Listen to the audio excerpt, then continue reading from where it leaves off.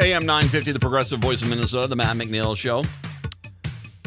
Over at the Laugh Camp Comedy Club coming up here tomorrow night and on Saturday night. Bryan Miller and Matt Duyema are going to be performing. Bryan Miller is kind enough to join us today to talk a little bit about comedy and his latest album, which you can find. All the New Ugly People is available now. We'll talk about that as well. Bryan, thank you very much. I appreciate the time. Hey, how's it going? Nice to talk to you. It's nice to chat with you. Let's start off with this. You're a local guy. You're from the Twin Cities Metro? Not originally. I'm actually from Paducah, Kentucky originally. Really? But yeah, I moved up here, 16 years ago to start comedy. So the whole time I've done comedy, I've been in the Twin Cities. Were you doing something else before that, or was it just one of those things that even from a younger age you're like, nope, I'm going to be a comedian? I really liked comedy, and I did it a couple of times when I lived in Chicago. But after I graduated, I became a newspaper editor in Southern Illinois for several years. Oh, really? Wow! And at what point you said, "Oh, the hell with this! I'm going to go to the stage"? Well, I really wanted to do comedy, and I knew I needed to move to a city. And then the day that I knew it was for sure needed to happen, because it was kind of depressing being a newspaper editor, even though I really liked my publisher and my coworkers. And it was my last day. And we were having cake, and I was this community newspaper. I was kind of the do-it-all guy. Yeah. And then the secretary popped in and she said, a guy in a wheelchair has gotten run over by an Amtrak train, and we need you to go take some photos. So my last day as a newspaper editor, I'm literally trying to find the most artful photo I can of this mangled wheelchair next to an Amtrak train. And I thought, well, this can't be the most fun job. Sweet Lord. Now we understand. I didn't realize when we were watching All the President's Men, Bill Bradley was like 25. Yeah, I was very young. Yeah, I was 23 when I started that job. So. Oh, wow. Oh man! Oh God! I'll have to go. Is the picture up online somewhere? I can see this. I don't. No, the paper got eaten up by one of those investment hedge fund type people. It was the Carbondale Times back in the day. Okay. I was the editor in chief for 3.5, 4 years, I think. All right. So you come up here now. Were you married? Were you dating? When you get up here, were you a single guy on the town? No, I have always been married when I did comedy. I got married right shortly out of college to my much more intelligent and successful wife, which I know is a thing that people always say, but oh, my wife's way smarter than me. But my wife is way smarter than me, and our financial history will attract that case. I mean, she has more degrees and more money, and she's very smart. No, I'm with you. I'm fighting out of my weight class. I mean, it's you sometimes. I don't know why. Are you just appealed to pain or something like this? That's why you got married to a radio broadcaster. It's the same thing. It's kind of. I don't want to. I mean, I'm trying to be a nice guy. I've seen other guys. They're better than me. Was there any connection to Minneapolis, St. Paul in your family? Is there anything like that? That why you came up here? Yeah, my wife went to high school up here at Irondale. Okay. And we would visit. And the really honestly boring answer was I was like, look, we got to go to a city. Minneapolis seems to have a great comedy scene. Yes. And if we move to a third city, we're going to have to visit both of our parents once a year. So this way I can do comedy, we can live in a city, and we only have to visit one set of parents per year. That's a very solid way of very practical. And the comedy scene in Minneapolis really is great. It was fantastic at the time, and I did a little bit of reading about it, looking into different cities, and it was like, boy, this place seems pretty great, and it was. And then I think it's had a real resurgence in the last few years. A ton of really great new young comics, so it's a fun place to do comedy, and you have to keep working hard because there's really smart, funny new kids coming up all the time, pushing you from behind. Well, and you are, because up on your webpage, I saw that little bit you did down in Utah. You're now using it as a base of operations. How often are you out on the road? Yeah, I mean, as often as I can tolerate it. I don't I don't love to travel, but I do it as much as I can. At one point, probably 35 weeks a year. But it's just got to be just too much of a grind. So I'm a little pickier and choosier about which clubs I'll go to and which cities I'll go to. And I'm also a writer, so I write film essays, and our newspaper articles and short stories. So I have plenty to keep me busy during the days. Well, and you do have that writing ability, the editing ability. That's the cool thing about you is you definitely have things you can do kind of more traditionally while you engage in this. Doesn't mean you're not busy as the day is long, but at the same time, I think having that, I mean, I know that it's really hard for people that put all their eggs in one basket with the comedy. You really have to work that hard. But you having that, I mean, obviously it gives you more material to work with because you have these experiences outside of the comedy world. But as well, it kind of gives you more of a stable existence. Yeah, I mean, I've been at this going on 16 years now, and most people don't do comedy for 16 years, and so really, it's a small handful of people, really, and so at this point, you do it long enough, and you start to go, I could be on the road 50 weeks a year if I leaned on all my booking agents and everything, but I don't want to be on the road 50 weeks a year, for me, it's a little too much. So I try to be gone no more than 2 weeks, probably a month, 2 weekends a month. And, sometimes you're busier and sometimes you're less busy, but I find that balance to be pretty nice. And there's so many great venues in the Twin Cities and some really cool places just out even in the burbs and right across the river. And some of these little Wisconsin rooms like Johnny's in River Falls is a fantastic room. So you can still do a ton of comedy and not be, flying on a plane, 5-6 times a month. And not doing the Holiday Inn in Fargo, that sort of thing. No, you're exactly right. Yeah. By the way, once again, I want to mention this. You're at the Laugh Camp Comedy Club tomorrow night, Saturday night. Eventbrite's got the tickets. We'll make sure I get the link out to everyone out there. On the road, what's your favorite city? If you're not here in Minneapolis, if someone calls you from that town and says, hey, I'd like you to do a show, I'm there. What city do you love going to? I mean, the number one is New Orleans, although the comedy's probably not going to be great because New Orleans is my favorite town in the world, but it's also not a great comedy town because there's too much other cool stuff to do. There's too much music. Everyone's too drunk. But I will work in New Orleans anytime just so I can write that plane ticket off on my taxes and go down and hang out.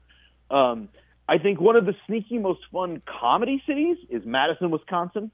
I played a lot, Chicago and LA and all, I played a lot of really big cities, but man, I love doing comedy in Madison. It's a great club there and a really smart audience and a really fun hang during the day. I was in New Orleans in November. I went down there. My wife and I did an anniversary trip down there. I can get your point, man. That city is fun. A lot of gunfire, but I mean, it is fun down there. It's kind of the case, but it is interesting because you're right. I imagine it's kind of hard because the music scene kind of gobbles up everything. That and the drinking scene gobbles up everything else down there. It's kind of an inverse of the reason why Minneapolis is a great place to do comedy and a great place to do theater because it's cold and we don't have a lot of stuff to do during some months, and so it really drives people into the arts, and I think it's great. But there's a reason that Hawaii and New Orleans don't have great comedy scenes, famously, because the people in Hawaii and New Orleans have so much to do. They're not sad. They don't need to go inside. There's so much to do. So it's kind of a funny inverse relationship in that regard. Whereas there's, I do think a lot of the most fun shows are in places like Boise, Idaho. Has a really fun comedy scene, and I love the crowds in Boise. They were really interesting. I think some of the kind of smaller to mid-level cities are a lot more interesting than people think they're going to be. It does bring up a point as you're talking about this. Does comedy are there more bookings when it comes winter? Because you're right. I mean, we're looking for things to do inside. Is there a season that it's busier as opposed to like summer, or is it pretty much universal, just whenever you want to work? 100% seasonal. I mean, there's the clubs are open all year. But there was a club, for instance, in Fargo back in the day, a very prosperous club, that used to just close up shop from like May to September because people want to be outside. All the club owners will tell you it's much, much harder to move tickets for a given random comic in the summer than in the winter. Whereas then flip side, I used to try to go down to Houston. I would like to go there during the winter when the weather was better for me, but the club owner would say, we like you. We want to have you in the summer because that's when people want to come into our club for air conditioning. Yeah. And so that seasonality plays into it in both ways. But definitely, you could have a headliner nobody's ever much heard of, and they'll just sell some tickets during the winter, and during the summer that might be a stretch. Whereas, if you're Brian Regan, you're going to get some folks regardless. Is there anything more comedy that you get cold months you're in the colder cities, and the hot months you're in when it's god awful hot and no one wants to be there? That's when comedy works. And all. Is there anything more epitomizes the comedy industry than that? It really is. It's like, you got to go where the misery is. All right. It's almost like you should follow a map of tragic news events. It's like, all right, there was a horrific tragedy in Omaha 6 months ago. They're ready to laugh. Let's go down to Omaha, which is where I'll be next week, by the way. Glad to be here, everybody. You may not be, but I'm here. Exactly. Congratulations on the album, all the new ugly people. This is available now. What prompted you to say, it's time for me to do an album? Well, me and our mutual pal Robert Burrill did an album at the end of 2020. Yes. We did that split album 2020 about kind of all the political events and stuff. But I was actually supposed to record my album in 2020, and then of course pandemic, club lockdown, blah blah blah. Year and a half goes by. So many of those jokes felt so stale after that year and a half gap and all that like societal change. So I took some of that stuff, but mostly I just kind of wrote a whole new act, and it was by the time that was done, that's when I recorded it. Congratulations on that. That's always a big deal. I think that there are those bellwethers for comedians that when you're touring and you're going across the country, you get those albums that are out. You start getting more traction on YouTube and maybe on one of the comedy channels and stuff like this. And it definitely sounds like your career trajectory is definitely one of those that is on much more on the positive, and that's a real cool thing, man. Yeah, it's there's not a lot of super high peaks, but I just kind of keep at it, and it can be a frustrating business if you don't know how to ride the lows and the highs, but that's what getting old, you do have that advantage. I'm like an old quarterback. My arm strength isn't what it was, but I can read the field a little better. you know when you're about to get sacked. Yes, exactly, which is most of the time. All right, I heard a story. I got to hear this. Patrick, of course, over at the Comedy Club, he said, I need to talk to you because apparently you, while writing in a coffee shop, saw a person get shot in Minneapolis. When was this? Yeah, this was I want to say late spring 21.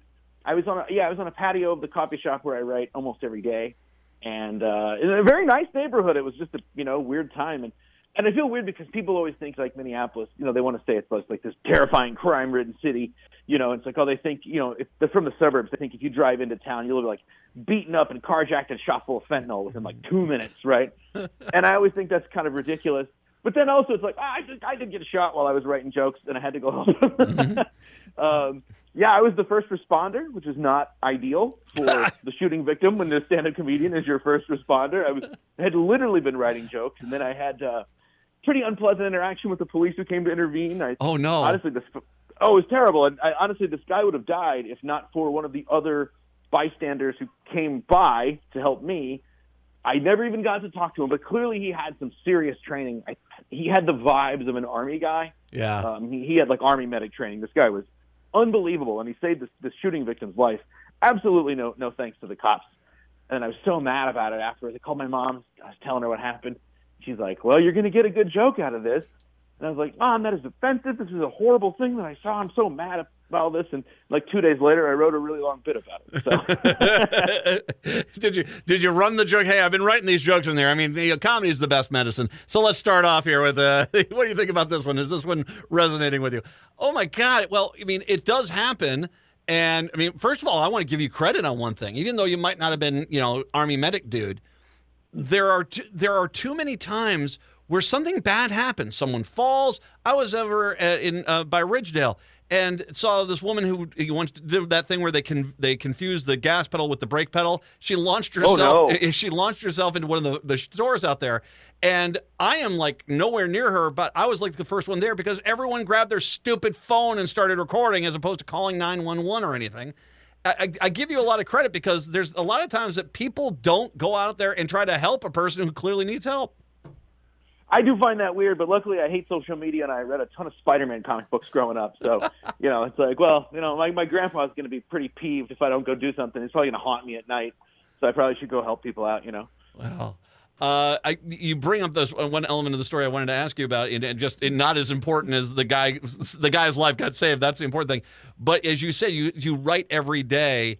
When it comes to comedians, and Seinfeld actually in one of his segments, he talked about I write every day, and the good comedians.